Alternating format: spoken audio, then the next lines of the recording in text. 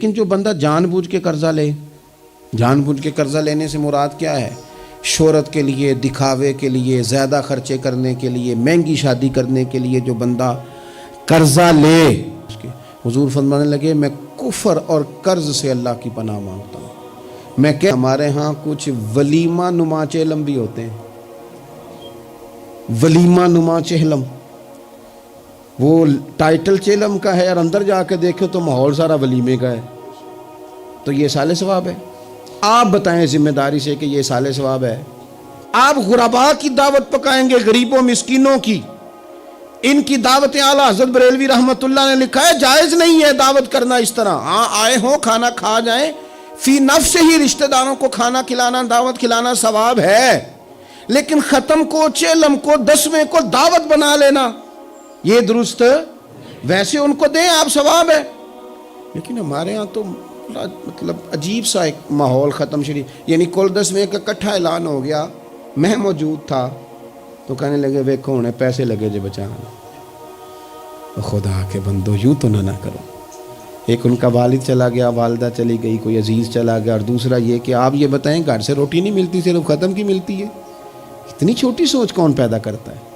یہ تو ماحول میں ہی ایسی باتیں نہیں ہونی چاہیے۔ میں آپ کو کہہ رہا ہوں، میں مولوی صاحب ہو کے، مسجد کا خطیب ہو کے، حالانکہ چیلم پہ ڈیوٹی مولوی صاحب کی ہے، ان کو تو موقع ملنا ہے 10ویں کا بھی، چیلم کا بھی، کل کا بھی، لیکن مولوی کا بھی تو کول ہونا ہے نا، اسے بھی تو خیال کرنا چاہیے کہ جو چیزیں درست ہیں صرف اتنی درست ہیں، حد بندی سے باہر جائے تو چیز ٹھیک نہیں رہتی۔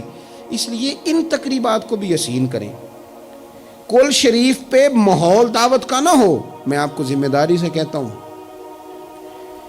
کسی کا باپ فوت ہو جائے تو جتنی اچھی دعا وہ مانگ سکتا ہے، درد سے اتنی کوئی اور نہیں مانگ سکتا، لیکن وہ تو دعوت پکا رہا ہے نا، وہ تو دیگوں پہ ہے، وہ تو ٹینٹ کا سامان اکٹھا کر رہا ہے، وہ تو ترتیب لگا رہا ہے۔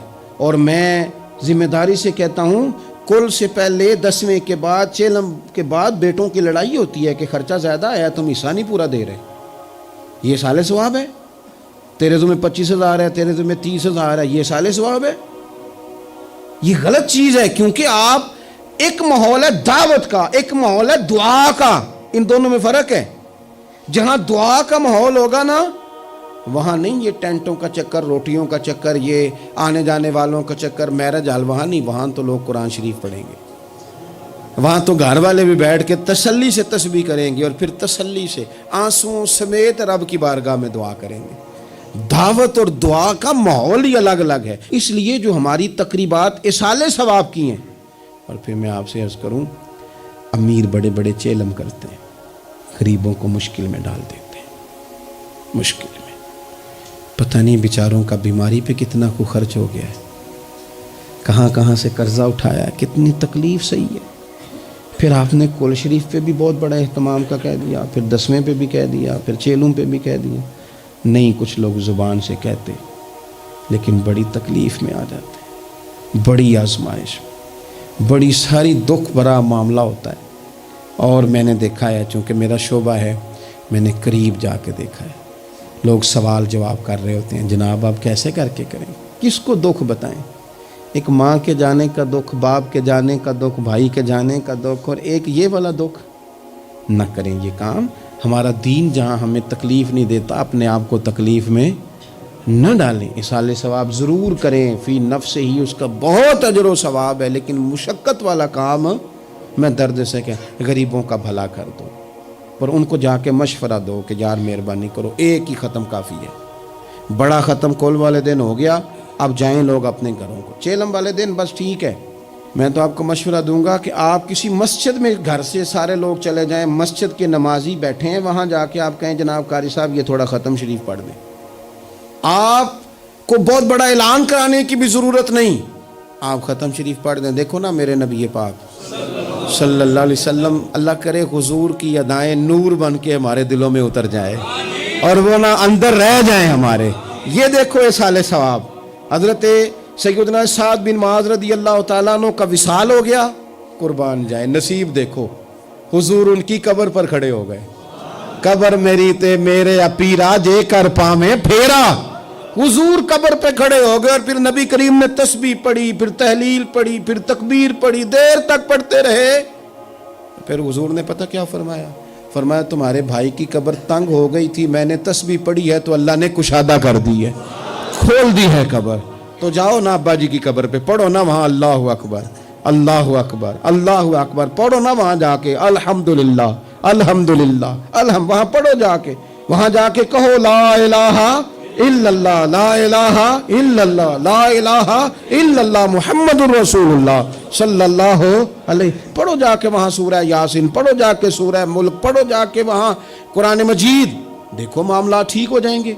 ये साले सवाब की तरतीब बनाएं, घर में भी ये साले सवाब करें तो ज़रा दर्द से, ज़रा ज़ौक़ से, ज़रा अच्छी तरह पढ़ के, लेकिन दावतें ना बनाएं। कुल 10वें चेलम को दावतें, ये नहीं मिल बैठो, कपड़े नए निकालो, पूरी तैयारी करो और जनाब वहाँ जाओ और जाके खाना खाओ अच्छा सा खूबसूरत सा, और सारी तवज्जो ही खाने पे, क्योंकि वो उसको पता है कि जिस तरह शादी में खाना कम पड़ गया तो इज़्ज़त नहीं होगी, इस तरह अगर चेलम पे कम पड़ गया तो फिर भी रुसवाई होगी।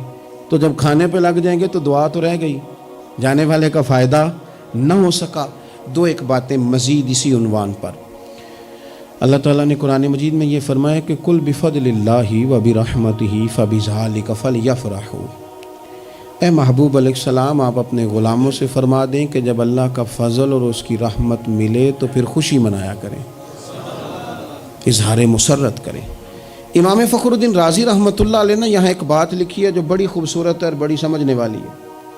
इमाम राज़ी रहमतुल्लाह अलैह फरमाते हैं कि ये खुशी इसलिए नहीं मनानी कि इनाम मिला है, खुशी इसलिए मनानी है कि रब की तरफ से मिला है, खुशी इसलिए मनानी है कि महबूब ने दिया है। तो जब महबूब दे ना, वो चंद दिन पहले बड़ा लुत्फ आया, बस एक बात है भूलती नहीं, से सबूत ना मंगो मैथों नजरे करम कद होई, ए मैं जाना या दिल पर जाने गैर ना जाने कोई। ये इसलिए खुशी मनानी है कि नजरे करम हुई है, अल्लाह ने नवाजा है। तो अब जब इसलिए खुशी मनानी है कि अल्लाह ने दिया है, तो फिर खुशी भी वही मनानी है जिससे अल्लाह राजी हो, उसी अंदाज में रहना है जिसमें रब रसूल राजी हो। तकरीबात में दो तीन चीज़ों का ख़ास ख्याल, एक तो खर्च हद से ज़्यादा नहीं होना चाहिए, एतदाल के साथ खर्च करें, फजूल खर्ची से बचें। हमारी शादियों में इतना ज़्यादा खर्च होता है, इतना ज़्यादा खर्च होता है, और ये चूँकि हमारी तबीयत है ना, हम किसी न किसी बात में अपने आप को खुद ब खुद इमोशनल कर लेते हैं।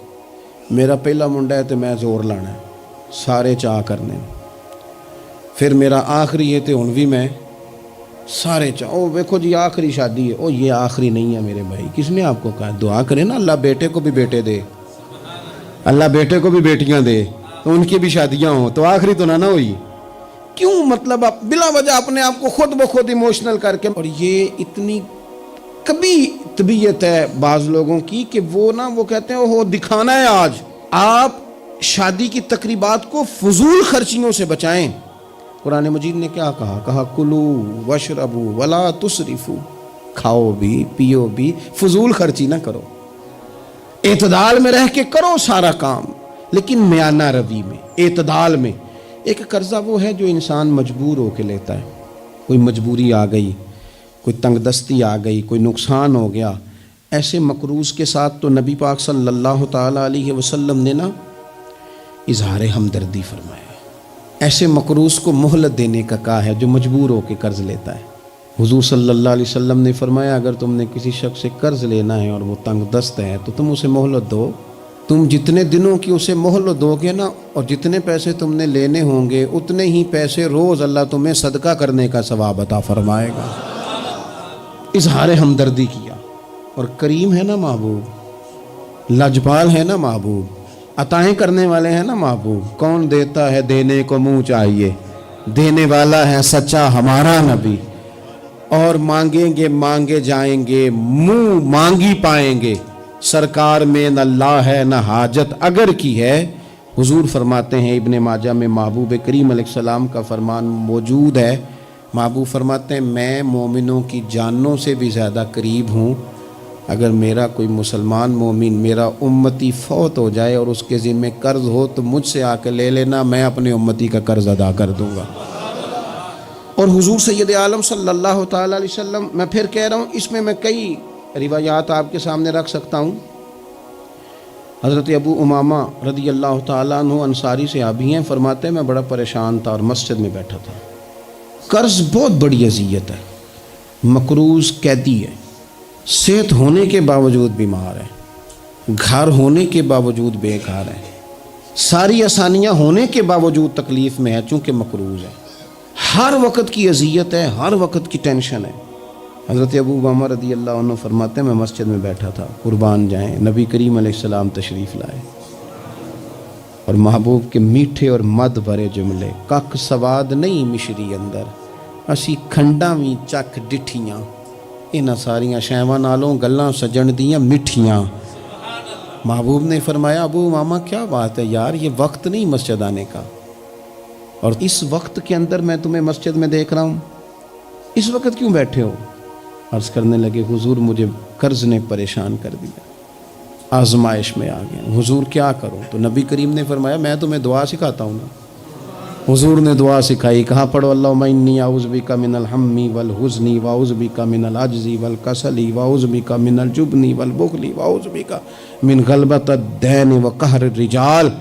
فرمائے اس دعا کو پڑھا کرو اللہ خیر کر دے گا۔ حضرت ابو امامہ فرماتے ہیں لوگو میں نے یہ دعا پڑھی، میرے نصیب دیکھو، پڑھی میں نے پر سیکھی میں نے ڈائریکٹ حضور سے ہے۔ میں نے یہ دعا پڑھی، اللہ نے میرے قرضے بھی دور کر دیے اور میرے غم بھی سارے دور کر دیے۔ ہمارے تو وظیفے میں اعلیٰ حضرت نے اس دعا کو شامل کر دیا، فرمایا اسے پڑھو، صبح بھی پڑھو شام بھی پڑھو، غم بھی دور ہوں گے قرضے بھی دور ہوں گے۔ اور یہ روایت سنن ابو داؤد شریف میں موجود ہے۔ عزیز بھائی نبی پاک اظہار ہمدردی کرتے، لیکن جو بندہ جان بوجھ کے قرضہ لے، جان بوجھ کے قرضہ لینے سے مراد کیا ہے؟ شہرت کے لیے، دکھاوے کے لیے، زیادہ خرچے کرنے کے لیے، مہنگی شادی کرنے کے لیے جو بندہ قرضہ لے، اس کے بارے میں پتہ ہے رسول کریم صلی اللہ تعالیٰ علیہ وسلم نے کیا فرمایا؟ محبوب فرمانے لگے، یہ المستدرک میں موجود ہے، ذرا لفظ دیکھیے گا حدیث کے۔ حضور فرمانے لگے میں کفر اور قرض سے اللہ کی پناہ مانگتا ہوں۔ میں کہہ چکا ہوں کہ شارحین حدیث نے لکھا یہ وہ والا قرض ہے جو بندے نے شہرت کے لیے لیا، خرچے بڑھانے کے لیے لیا، مہنگی شادی کرنے کے لیے، دکھاوے کے لیے کام کرنے کو لیا، مجبور نہیں تھا، جان بوجھ کے لیا۔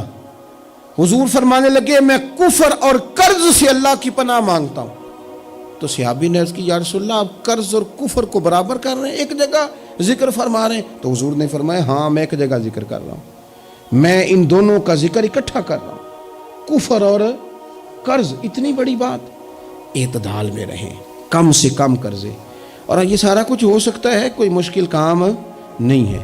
دوسری بات، ایک تو شادی میں خرچ کم سے کم کریں تقریبات میں، اور دوسری بات یہ کہ تھوڑا سا نا پردے کا اہتمام ہو۔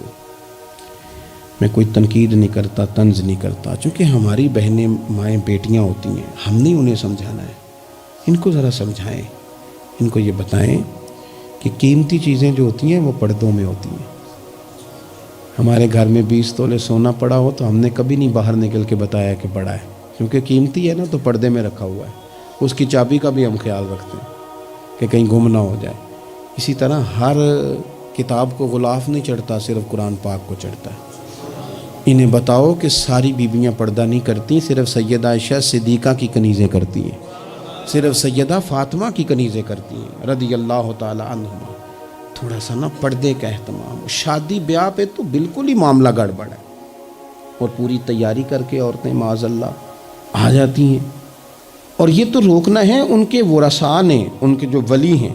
عورت نے جو بناؤ سنگار کرنا ہے وہ تو گھر میں اپنے خامد کو دکھانے کو کرنا ہے، تو وہ گھر میں کرے جب اس کو ضرورت ہو، لیکن اس طرح سے لے کر کے اس کو بیاہ میں جانا، شادی میں جانا، مہندی کی تقریب میں جانا، یہ نہ عقلاً ٹھیک ہے، نہ نقلاً ٹھیک ہے، نہ تہذیب کے طور پر ٹھیک ہے، نہ سوسائٹی میں مہذب لوگ اس طرح کا کوئی کام کرتے ہیں۔ سنو نبی پاک صلی اللہ تعالیٰ علیہ وسلم نے ارشاد فرمایا شرک کے بعد جو سب سے بڑا گناہ ہے وہ بدکاری ہے، بے حیائی ہے۔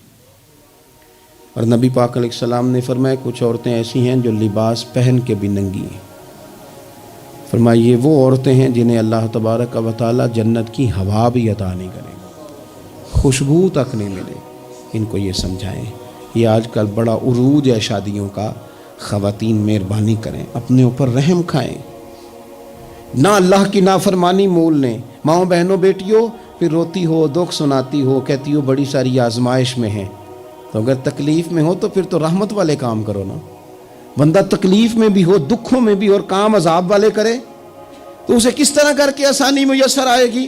اس لیے شریعت اسلامیہ کے دائرے کے اندر وقت گزاریں۔